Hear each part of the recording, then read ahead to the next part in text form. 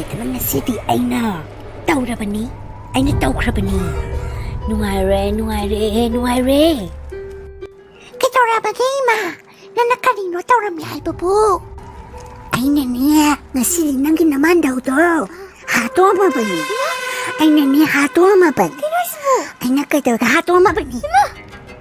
ꯃꯈꯥ ꯇꯥꯔꯣ ꯏꯃꯥ ꯃꯈꯥ ꯇꯥꯔꯣ ꯑꯩꯒ ꯃꯥꯒꯅꯦ ꯉꯥ ꯐꯥꯕ ꯆꯠꯄ ꯃꯇꯝꯗꯨꯗ ꯃꯥꯅ ꯑꯩꯉꯣꯟꯗꯒꯤ ꯍꯦꯟꯅ ꯉꯥ ꯐꯥꯔꯒ ꯑꯩꯅ ꯉꯥ ꯑꯃꯗ ꯂꯛꯇꯕ ꯑꯗꯨꯗꯗꯤ ꯑꯩꯅ ꯀꯩꯗꯧꯔꯝꯃꯤ ꯃꯥꯒꯤ ꯉꯥꯁꯤꯡꯗꯣ ꯑꯩꯅ ꯂꯣꯏꯅ ꯃꯨꯜꯂꯒ ꯄꯨꯔ ꯂꯥꯛꯑꯒ ꯃꯥꯗꯣ ꯍꯥꯠꯇꯣꯛꯑꯝꯃꯕꯅꯤ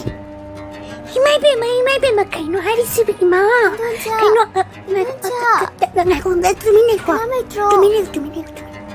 ꯂꯥꯛꯏꯅꯤ ꯃꯃꯥ ꯍꯪꯕ ꯂꯥꯛꯏꯅꯤ ꯃꯆꯥꯅꯨꯄꯤ ꯋꯥꯔꯛꯇꯕꯁꯦ ꯁꯛꯇꯥꯕꯨꯗꯥꯃꯛꯀꯦ ꯃꯃꯥ ꯍꯦꯛ ꯃꯥꯜꯂꯦꯗꯅ ꯊꯤꯈ꯭ꯔꯤꯕ ꯄꯦꯜꯂꯕꯅꯤ ꯏꯟꯗꯣꯝꯆꯥ ꯑꯩꯈꯣꯏ ꯏꯃꯥ ꯀꯥꯏ ꯂꯩꯍꯧꯒꯦ ꯏꯃꯥꯒ ꯂꯥꯛꯃꯤꯟꯅꯗ꯭ꯔꯣ ꯈꯪꯗꯦꯅꯦ ꯑꯝꯇ ꯈꯪꯗꯦꯅꯦ ꯑꯩꯅꯗꯤ ꯏꯆꯦꯃ ꯍꯜꯂꯁꯤ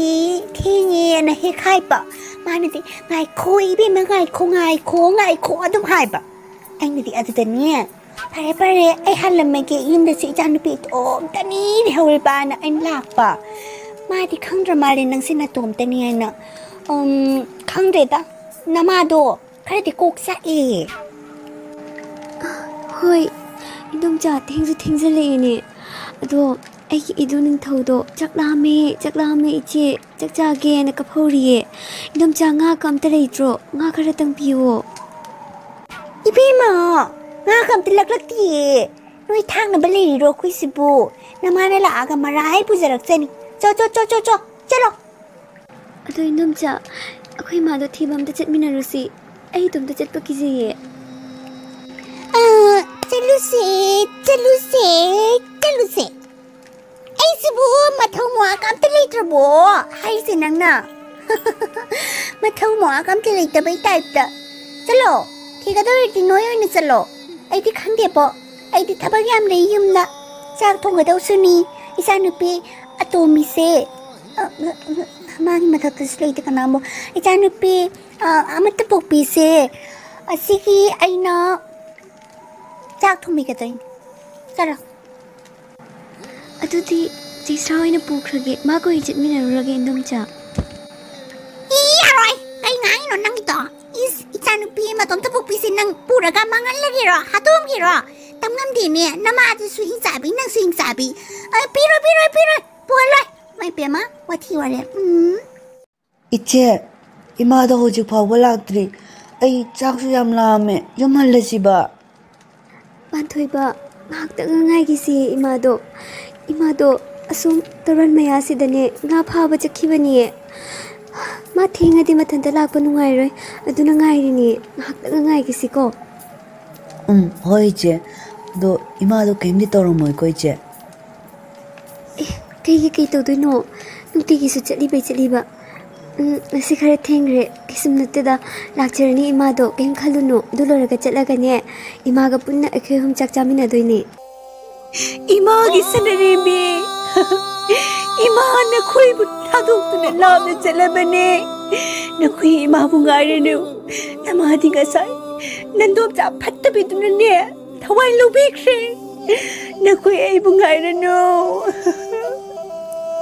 चलो इमागी पांथोइबा चाकलामम्बनी चलो इमाबु गाइबदा वारबनीको इमादी अमुक हना हलकरो चलो नकोई नुगाइना लेयो चिचे याम इंगे इमासी लाआरोइद्रा माले लाओ चलसे ꯁꯤ ꯄꯥꯟꯊꯣꯏꯕ ꯆꯤꯡꯃꯥꯟ ꯃꯔꯛꯁꯤꯗꯅꯦ ꯏꯕꯥꯅꯤ ꯉꯁꯥꯏꯗꯒꯤ ꯀꯥꯡ ꯑꯃ ꯉꯪꯉꯤꯕ ꯑꯅꯥꯕꯒ ꯄꯥꯏꯔꯛ ꯇꯥꯔꯦ ꯈꯕꯥꯅꯤ ꯃꯦꯂꯦꯔꯤꯌꯥꯒ ꯄꯣꯛꯇꯅꯅꯦ ꯀꯗꯥꯏꯗꯒꯤ ꯑꯩ ꯉꯁꯤ ꯊꯋꯥꯏ ꯌꯥꯝ ꯅꯨꯡꯉꯥꯏꯇꯦ ꯑꯩ ꯏꯃꯥꯗꯣ ꯈꯪꯒꯗꯕ ꯈꯪꯉꯦ ꯆꯤꯁꯤꯜꯂꯛ ꯄꯥꯟꯊꯣꯏꯕ ꯑꯗꯨꯅꯦ ꯏꯆꯦ ꯑꯩꯁꯨ ꯉꯁꯥꯏꯗꯒꯤ ꯀꯥꯡꯒꯤ ꯃꯈꯣꯟꯁꯦ ꯌꯥꯝ ꯍꯧꯅ ꯇꯥꯕ ꯑꯅ ꯑꯗꯨ ꯀꯔꯤꯅꯣ ꯑꯩ ꯈꯪꯗꯦ ꯑꯩ ꯃꯦꯂꯦꯔꯤꯌꯥ ꯅꯥꯔꯅꯤ ꯏꯆꯦ ꯆꯠꯂꯁꯤꯂꯣ ꯑꯁ ꯀꯩꯅꯣꯅꯦ ꯃꯣꯏꯁꯤꯕꯨ ꯀꯔꯤꯝ ꯇꯥꯈꯤꯗ꯭ꯔ ꯃꯥꯜꯂꯤꯅꯦ ꯑꯁ ꯑꯣꯟꯊꯣꯛꯄꯅꯤꯗ ꯋꯥ ꯂꯣꯏ ꯃꯥꯡꯉꯦꯗꯅ ꯇꯧꯔꯤꯁꯦ ꯑꯣꯛꯄ ꯑꯉꯥꯡ ꯑꯝꯇ ꯄꯣꯛꯇꯤꯌꯦ ꯑꯩꯅ ꯄꯣꯛꯂꯛꯄ ꯑꯉꯥꯡꯁꯤꯡꯁꯦ ꯄꯦꯟꯕꯖꯥꯠꯅꯤ ꯑꯩ ꯆꯠꯂꯒꯦ ꯈꯔꯅꯤ ꯃꯇꯨꯡꯗ ꯆꯩꯁ꯭ꯔꯥ ꯑꯃꯗꯤ ꯁꯅꯔꯦꯝꯕꯤ ꯏꯁꯤꯡ ꯁꯣꯛꯄ ꯀꯨꯝꯂꯛꯏ ꯑꯃꯅ ꯄꯨꯟ ꯄꯥꯏꯔꯝꯃꯤ ꯑꯃꯅ ꯁꯅꯥꯕꯨꯟ ꯄꯥꯏꯔꯝꯃꯤ ꯌꯥꯝꯅ ꯐꯖꯩ ꯑꯅꯤꯗꯣ 이제 isin sokpalo ira panina hanba yaretna kana amung ai tharino nangi to kana sungai de daina ai gi do khong da kaino ma ju khraba adugi naisina sorry ngai ni Hey, excuse me, kainom haizagi. Taido, punpubi nupise, siyang pame. Kamay to siba. Kanano ni tawri lasna punpubi pami kana what you want him sna punpubi di pam the bro as inaw onchana no asining thause warak pa indana kuita ta tukna leirabane jislaw onchana no Punpubi pame, sana punpubi pamde. is chopita na tawri sipo kari sna punpubi pam di hai pa punpubi lari chutat na bisino na pam se anh ngầm rồi haima inaw lairi chutat na rasune sakyam bhaji duna ni mari pamis khangidana sakta siga nupa sabu nupi he maladana kari aibu nupan sabu nupi mani kaina admaina ke hanu iche aise snabun pubi paisa pai bini ko phari nangni paisa pai bini na jamna khanjara dine phari bunse nangoina puro sanabun do ingona piro yeng se amuka sumdi sumini punse mo aina pura batara gati ningtauna soidna punpubi pami harak tara gati aina phahurani Pakumpira roidro noibo, pakumpira roidro, ay singai ba yang ware, kwang chokta re, ninga sa roi tadaw re, pamungge nga haktang. Punpubi pamde, sana punpubi pame. khangabani naw ai khangabani sma harakani aina aina sak yam phazarbani ne ipurum na ingonda dum pamgane ne khangeba nangna sanabun purasu pun purasu nangona pamui haina aduisu kidoni angangni na ningai torbane pibiriba pundo khangedana hojiktine nachi gane lengmana ge na khangeno khangedana Kari, ma, nang maming kay kauge, nana khalli ay mo da punpure. Ay ekta pamne na ay na pamje pun ga hana pun ga danati sak tu gare kai no re kino isbu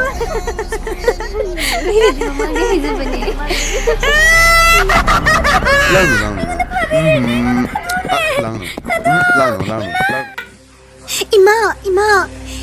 iche sanrembi do nintawa manene puduna chakre kai to dina khangde ima pune chakre Paridna, why sanye? Zakrati why sanye? Kariya? Nintona? Nandiki daw huli. Nandiki daw huli. Aduni ma, nintodo na ibo sa TV niya na harame. Aduga ije sanrembi duna niya. Hay kato naman na ibo nung naramagan niya. Nintodo kitungin na duna chikre. Pay. Mana, ai janupi. Punupi da mana dumai na hai pa yaro hayeng mak jakau da simasi adu dunia koi bani changtana hatu na ba majin pi to tausi ay inomja ai la labo sanrembi inomja gi nung sipi inomja lai inomja ne nagidamag tanaloy na apama po na matuna na lay na pa ne inomja ne oh kaya naman may planning si singkraba sanrembi ingonda mana hato pag i-planning kaso tawrida na nuwi do na taramagi ngasi dila taramagi is kayo da ije ning tawgi nupina po Rani pitu ka tawdana khotana laki di letadana ahanba mapamda lakpa kansi ka po kainong gaon ka taw na laisi po yam hay natiyeng bata as inaw yada na tawbane nuwi na taydo ayonda ne pidu adugay painik set kaya haba amta yadi magdi yam na western gi dressing sa yam pami ba ko aduna ayonda gaon sa selan man ba mana hay ba ne ba nasi di ahan ba chetpani na jeans na set ko na ayna yarni tamo jeans to di ay hay na dre ay na ne ay di handi set tabani na ne laida chitat na bini do ay di aduna ne painik dum set ki ba do aduna gaon sa already kar nungay hay na dum selak pa comfortable oibado ko dunanida kaino computer taw yai bo comfortable haiba ino oh comfortable comfortable oiba yare de ino try to run yar kaino ni tri ai bo kaino ha de pingi de like oidbani yar pai Nagi ining thodine pha ma mama pa na haiba inbana pingi dagina gyan taba nu pai do mak ni mak iche ngara ta warak pa inda ba machani arami ti kaino isu bo kai de wari no inaw nang su chin thikre da aina haido maki santri do aduni warak pa inda bai do akhoi ning thodi phagra poni da kai de ima kaino ni iche se ingreji ka yam lo lebo nong ma ta ngai ni mana chakri ba Tauri beli lah sekarang thap ngata kangi be ma kangi isu ngasai di tangi na tari mi nak kung kasi ina ada tar ba ma kangi aku ni masih ke dodorin wana horen ni mari tinggal ke ala tani betul aduh mata tu kena thap kalau you ai cai tu ni cumi aduh ni ma nang isi ngasai betul salah po ready na drop loi de san loi de padi ko slow ima hori ni chak cha bagi ni ai no pusala kya ba ko adu de ne chwai ta haijeng ge da ba ai khanga bani aba asigi da makta ni moina ingun da kauri base ngasi khangani sanari mi kana noi base khangani masak taki ngasi inaw ne sak thire haina nuai ta bado ngasi dine sak phajahalagi inaw sidi inaw ne punsi gi set pa phangaroi da ba se ning thau nu bi gi dress se ase inaw da ngasi setlange inaw setning dro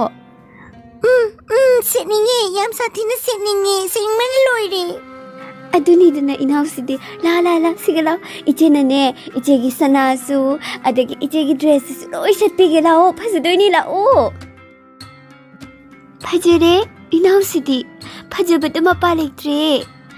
nupa ni saban nupi hikman bado ngasidi nupi male dana asang beiro iche thalaga lira thadari ra yaram di ta dre tu bu iche yamarao in naw di ado iche lao chala imana ngai ne ramani manung ta iche gi pisele